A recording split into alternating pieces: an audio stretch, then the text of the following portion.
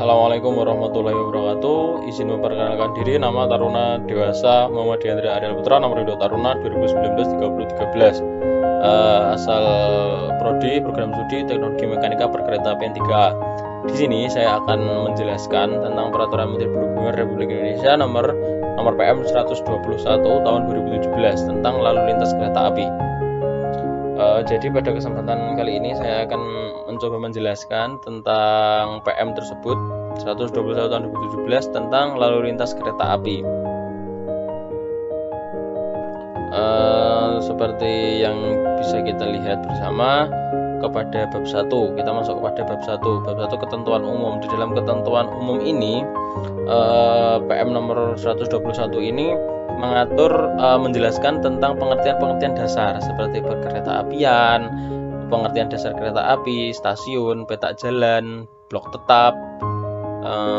Selanjutnya ada blok bergerak, awak sarana, petugas pengatur, petugas pengendali, petugas pengendali operasi terpusat, lalu lintas kereta api, penyelenggara sarana perkereta apian, menteri, direktur jenderal. Kita review sejenak. Untuk yang pertama, perkereta apian. Perkereta apian adalah salah satu kesatuan sistem terdiri dari sarana prasarana, sumber daya manusia, norma kriteria masyarakat prosedur untuk melaksanakan transportasi perkereta apian. Kereta api sendiri adalah sarana kereta api, sarana perkereta apian dengan tenaga gerak ataupun tanpa tenaga gerak, yang berjalan sendiri ataupun dirangkaikan, yang berjalan di jalan rel.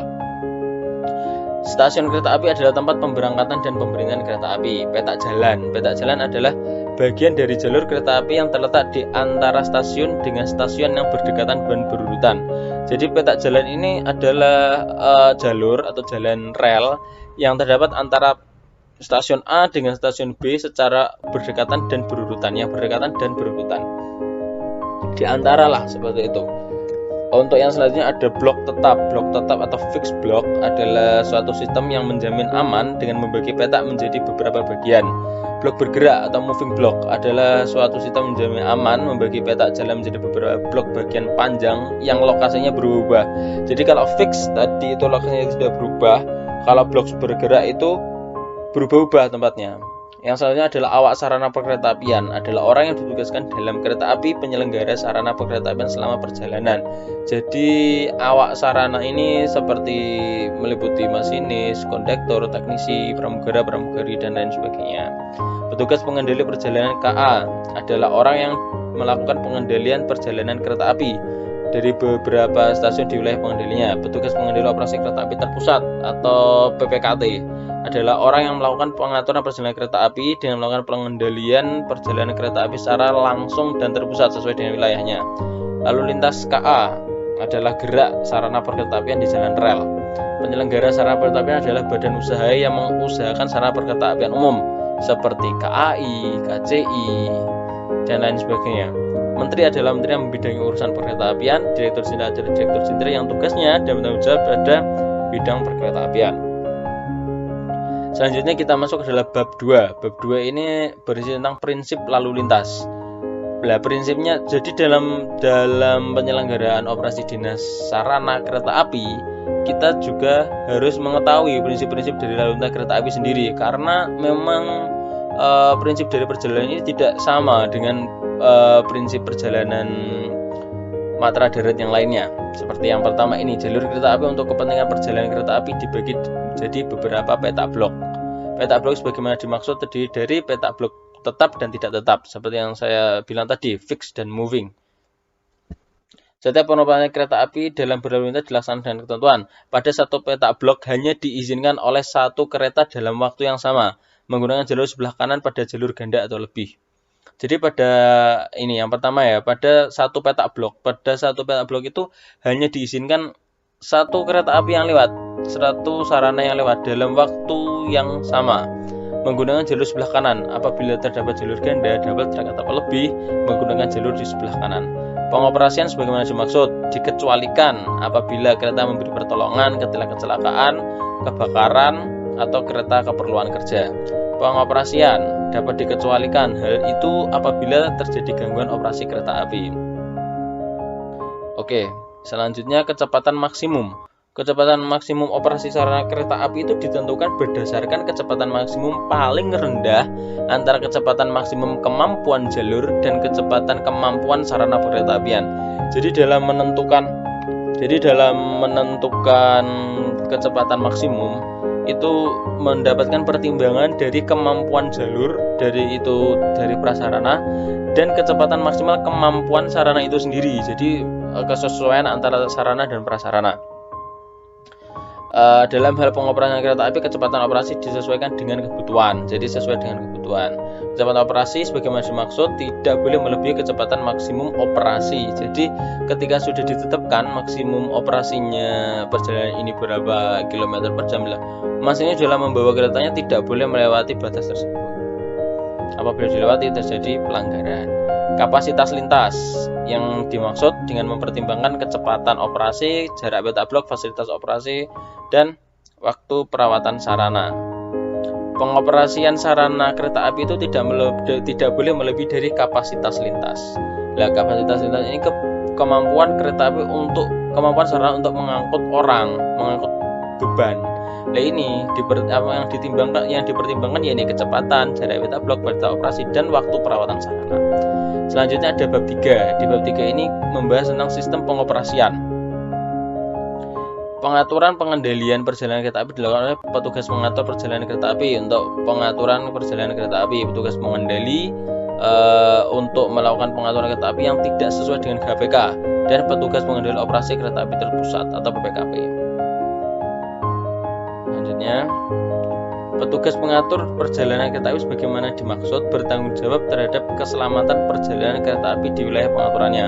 Jadi petugas yang bertanggung jawab itu pun juga ikut andil juga, petugas pengatur itu dalam tanggung jawab dalam keselamatan perjalanan. Jadi bukan hanya masinis, bukan jadi awak sarana, tetapi juga menjadi tanggung jawab untuk petugas pengatur perjalanan, petugas pengendali juga.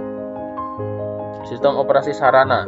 Sistem operasi sarana itu dibagi menurut jenisnya itu ada 5. Manual dengan masinis, manual tanpa masinis, manual dengan masinis dan dilengkapi dengan perangkat membantu, semi otomatis dengan masinis, otomatis dengan awak sarana tanpa masinis, otomatis tanpa awak sarana. Jadi kita harus mengetahui ini, ada 5 ini: manual dengan masinis, manual tanpa masinis, semi otomatis dengan masinis, otomatis dengan awak sarana tanpa masinis, dan otomatis tanpa awak sarana. Sistem pengoperasian sarana kereta api sebagaimana dimaksud sepenuhnya dikendalikan oleh masinis. Oke. Selanjutnya, sistem pengoperasian sarana dilakukan oleh masinis dan diawasi oleh pusat pengendali perjalanan kereta yang dilengkapi dengan sistem Automatic Train Protection, sistem keselamatan kereta api atau SKKO. Jadi dalam kinerjanya pun masinis juga diawasi dengan menggunakan sistem Automatic Train Protection ini, sistem keselamatan. Tugas masinis memantau jalur, menghentikan sarana apabila dalam keadaan darurat, melakukan percepatan, membuka dan menutup pintu sarana perkeretaapian. Sistem pengoperasian sarana perkeretaapian ini apabila meliputi pemberangkatan, percepatan, pengereman yang dilakukan otomatis. Jadi ini untuk yang otomatis tadi dilakukan oleh ATO atau Automatic Train Operation yang dilengkapi dengan ATP atau sering kita kenal dengan SKKO, sistem keselamatan kerja otomatis kereta api. Seperti itu. Selanjutnya, sistem pengoperasian sarana yang sebagaimana dimaksud sepenuhnya dikendalikan oleh Automatic Train Operation, dilengkapi dengan sistem ini. Persiapan perjalanan kereta api. Sebelum kita memberangkatkan KA, ini juga harus dipersiapkan terlebih dahulu. Penyelenggara ini harus mempersiapkan terlebih dahulu. Apa yang harus disiapkan? Ini meliputi A sampai D, A sampai F ternyata. Menyiapkan sarana perkeretaapian dengan atau tanpa rangkaian, menyiapkan awak sarana perkeretaapian, memeriksa sarana perkeretaapian, menyediakan waktu kereta api sesuai dengan jalur yang terjadwal, memasang tanda, menyiapkan dokumen. Jadi ini semua penting, A sampai F ini penting, harus disiapkan terlebih dahulu sebagai syarat siap operasi.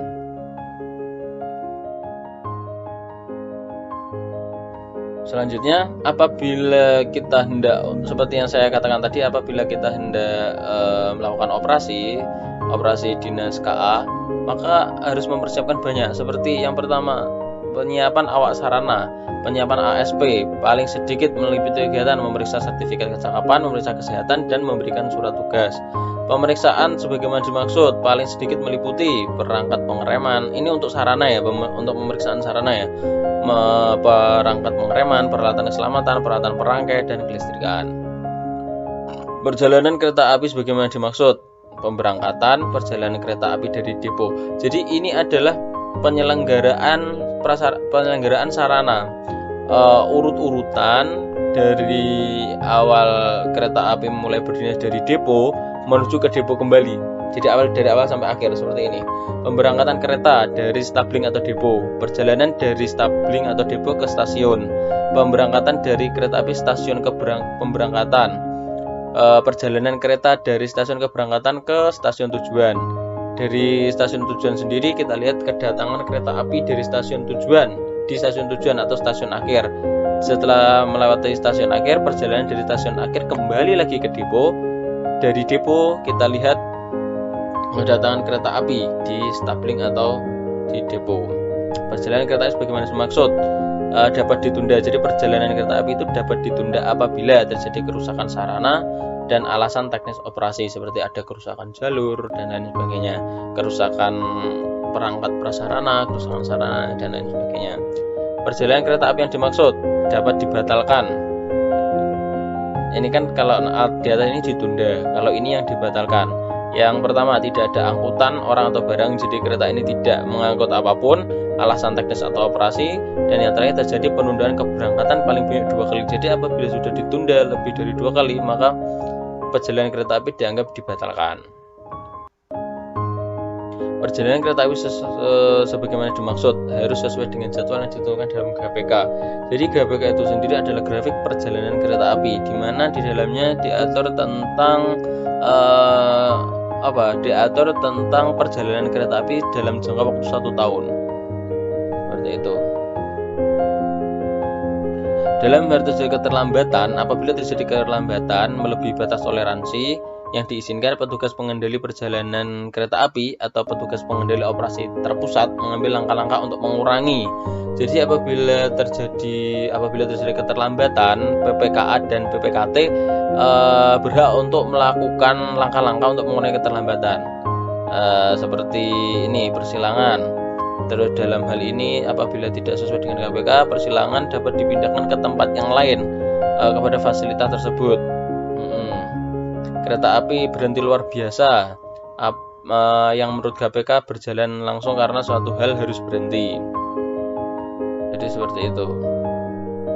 Selanjutnya, hal yang menyebabkan kereta api berhenti luar biasa dalam berdinas bisa kita lihat perpindahan persilangan, kerusakan, perawatan prasarana, perbaikan, keadaan yang akan membahayakan keselamatan apabila diteruskan, indikasi sabotase, bencana alam, huru-hara, dan adanya perkereta apian yang tertinggal dalam petak blok. Ingat, dalam aturan petak blok sendiri, satu petak blok hanya boleh diisi oleh satu kereta api dalam waktu yang sama. Apabila ada sarana perkereta apian yang tertinggal, maka sarana yang belakangnya juga tidak bisa masuk ke dalam petak blok tersebut. Seperti itu. Nah, dalam perjalanan kereta api dapat juga dialihkan apabila terdapat rintang. Rintang tersebut apa? Rintang yang dimaksud biasanya disebabkan oleh 1. Peristiwa alam, 2. Kecelakaan, 3. Gangguan prasarana, dan yang sebab lain apabila dilanjutkan dapat mengancam keselamatan. Ini apabila dalam yang terjadi rintang, maka penyelenggara harus segera mengumumkan kepada masyarakat dan pengguna jasa penumpang memindahkan penumpang, bagasi, dan barang hantaran ke kereta api atau moda angkutan yang lain. Yang selanjutnya adalah standar operasional prosedur. Jadi standar operasional prosedur ini ada banyak sekali yang terdapat dalam pemberangkatan KA. Ini ada SOP tentang tugas kewenangan pengatur, SOP tentang penanganan kondisi darurat, SOP perjalanan kereta api, dan SOP lain-lain. Standar SOP yang dimaksud dalam pasal ini meliputi tugas kewenangan pengatur perjalanan dan pengendali perjalanan, petugas mengendali operasi terpusat. Untuk SOP penanganan kondisi darurat seperti ini: penundaan, pembatalan, pengalian, penanganan kecelakaan, dan evakuasi.